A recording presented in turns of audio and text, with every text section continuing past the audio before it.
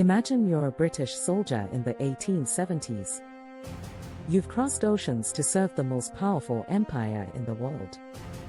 You have rifles, cannons, and military discipline. But suddenly, you're surrounded by thousands of warriors in animal skins, charging you with nothing but shields and spears. What happens next will shock you. This is the story of one of the most unexpected and dramatic wars in history, the Anglo-Zulu War of 1879.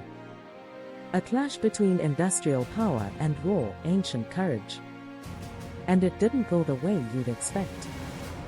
The British Empire thought it could conquer anyone. By the late 1800s, it controlled vast parts of the world, India, Australia, Canada, and large portions of Africa. But in southern Africa, the British faced something they hadn't prepared for: the Zulu kingdom. The Zulus were no ordinary tribal force. They were a highly organized warrior society with a fierce code of honor. Their warriors, called impi, trained to run for miles barefoot, fight in deadly formations, and obey without question. Their weapons were simple spears called ikawa and cowhide shields. But their will to fight, unmatched. In 1879, British forces crossed into Zulu territory, thinking it would be an easy victory. They were wrong.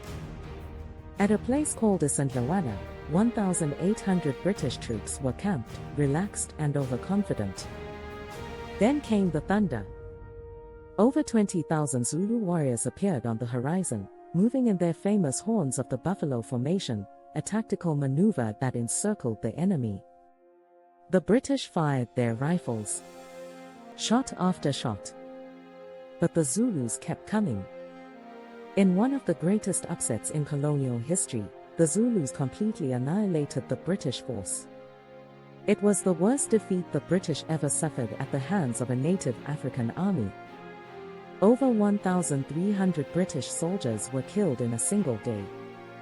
Suddenly, the empire that seemed invincible wasn't. But the story didn't end there. The British, shocked and humiliated, regrouped and launched a massive counterattack.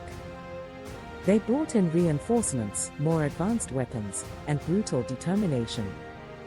They burned villages, crushed resistance, and pushed deep into Zulu territory. The war reached its climax at the Battle of Isandlwana. This time, the British had learned their lesson. They formed massive squares, used machine guns, and overwhelmed the Zulu with sheer firepower.